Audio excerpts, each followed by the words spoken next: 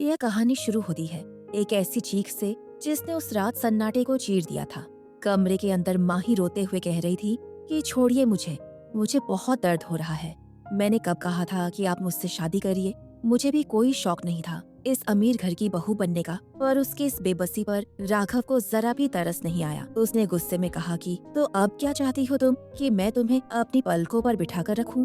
अपनी औकात और अपनी हद याद रखो। ये शादी मेरे लिए सिर्फ एक मजबूरी है और आज के बाद इस कमरे की कोई भी बात बाहर नहीं जानी चाहिए। इतना कहकर राघव ने झटके से उसकी कलाई छोड़ी और कमरे से बाहर निकल गया। वहाँ माही बेबस होकर सोफे पर बैठ गई और फूट फूट कर रोने लगी। उसने कभी सपने में भी नहीं सोचा था कि उसकी सुहागरात का सवेरा इतना कड़वा होगा। लेकिन दोस्तों, कहानी की शुरुआत यहाँ से नहीं हुई थी। आखिर क्यों इस घमंडी लड़के ने एक मासूम लड़की से जबरदस्ती शादी की? चलिए जानते हैं इस कहानी को बिल्कुल शुरुआत से। ये कहानी शुरू होती है ठीक 2 महीने पहले। राघव मल्होत्रा इस शहर का सबसे बड़ा बिजनेस टाइकून था, जिसके रग रग में पैसा, रुतबा और घमंड भरा हुआ था। वो हमेशा अपनी मर्जी का मालिक था, लेकिन इस बार उसे अपनी बुजुर्ग दादी की जिद के आगे झुकना पड़ा। उसकी दादी ने साफ कह दिया था कि राघव, अगर तुम इस अनाथ और सीधी सादी लड़की माही से शादी नहीं करोगे तो मैं अपनी सारी जायदाद किसी ट्रस्ट के नाम कर दूंगी। अब अपनी दौलत और अपने ईगो को बचाने के लिए राघव ने शादी के लिए हाँ तो कह दिया, लेकिन उसने अपने दिल में माही के लिए सिर्फ और सिर्फ नफरत भर ली। वहीं दूसरी तरफ मासूम माही थी, जिसने बचपन में ही अपने माँ बाप को खो दिया था। वो अपने भाई भाभी के घर पर रहती थी, जहाँ उसे हमेशा दुत्कार और ताने मिलते थे। इसलिए जहाँ उसके भाई ने कहा, वहाँ उसने चुपचाप अपनी किस्मत का फैसला मान लिया और अपना पूरा जीवन मल्होत्रा खानदान के नाम कर दिया। शादी की रात माहीलाल जोड़े में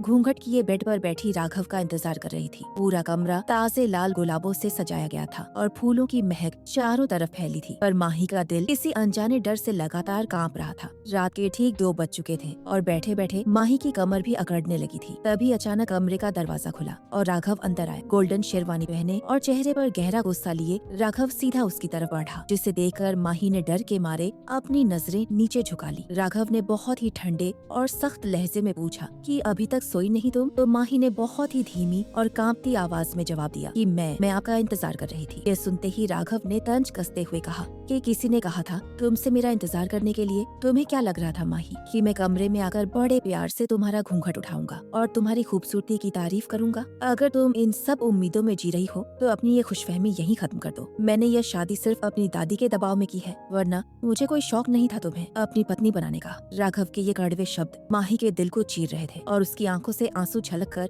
उसके लाल जोड़े पर गिरने लगे थे। तभी राघव ने अपनी शेरवानी उतारी, उसे सोफे पर फेंका और सख्त लहजे में कहा कि उठो और जाकर सोफे पर लेटो। अगर इस कमरे में रहना है तो मेरे हिसाब से ही रहना होगा। माही ने बिना कुछ कहे खामोशी से अपना भारी लहंगा समेटा और सोफे पर जाकर लेट गई। उस रात जहाँ माही सोफे के एक कोने में दुबक कर रोती रही, वहीं राघव पूरे बेड पर आराम से सोता रहा और इसी तरह उनकी नफरत की एक कड़वी शुरुआत हो चुकी थी। अगली सुबह ठीक 7 बजे जब राघव की आंख खुली तो उसने सोफे पर सोई हुई माही को देखा। सोते हुए वो बिल्कुल किसी मासूम गुड़िया जैसी लग रही थी। राघव के घमंडी दिल ने एक पल के लिए माना कि वो वाकई बहुत खूबसूरत है, पर उसका ईगो बहुत बड़ा था। इसलिए उसने पास पड़ा तकिया झटके से माही के मुंह पर दे मारा, जिससे माही हड़बड़ाकर उठ बैठी। राघव ने सीधे लहजे में कहा कि उठो, ये तुम्हारे भाई का घर नहीं है जहाँ दोपहर तक सोती रहोगी। जाओ और रसोई में मेरे लिए नाश्ता बनाओ, जैसा मुझे पसंद है। बिल्कुल वैसा ही। माही नम आंखों से किचन में चली गई। वो अंदर ही अंदर कांप रही थी, पर फिर भी उसने चुपचाप राघव के लिए गर्मा गर्म पराठा तैयार किया। जब वो नाश्ता टेबल पर रखकर वापस जाने लगी, तभी राघव ने एक निवाला चखा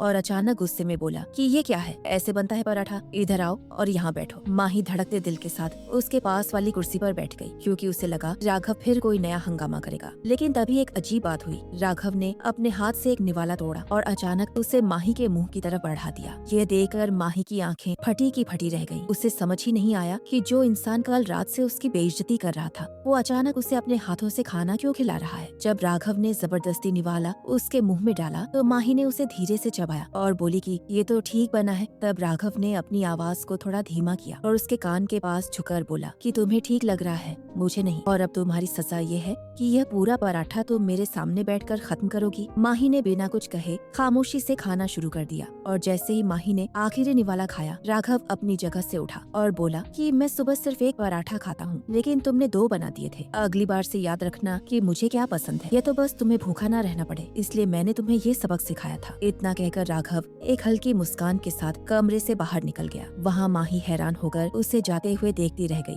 क्योंकि उसे समझ ही नहीं आ रहा था कि राघव उसे सता रहा था या अनजाने में उसका ख्याल रख रहा था। क्या राघव के इस गुस्से के पीछे कोई छुपा हुआ प्यार है? आपको क्या लगता है दोस्तों? अगर आपको माही और राघव की ये कहानी दिल को छू गई हो तो हमारे एहसास चैनल को अभी ही के अभी सब्सक्राइब कर लीजिए और बेल आइकन को जरूर दबाएं, ताकि इसका अगला पार्ट आपसे मिस न हो। यह कहानी आपको कैसी लगी और क्या राघव ने माही के साथ सही किया या गलत? हमें कमेंट में अपनी राय जरूर बताइएगा। आपके कमेंट्स पढ़कर मुझे बहुत खुशी होती है। और हाँ, अगर आप इसका पार्ट 2 जल्दी देखना चाहते हैं तो कमेंट में पार्ट 2 जरूर लिखिएगा। वीडियो को एक छोटा सा लाइक करके अपने दोस्तों के साथ शेयर करना बिल्कुल मत भूलना। मिलते हैं बहुत जल्द इसके अगले और बहुत ही धमाकेदार पार्ट में। तब तक के लिए अपना ख्याल रखें। धन्यवाद।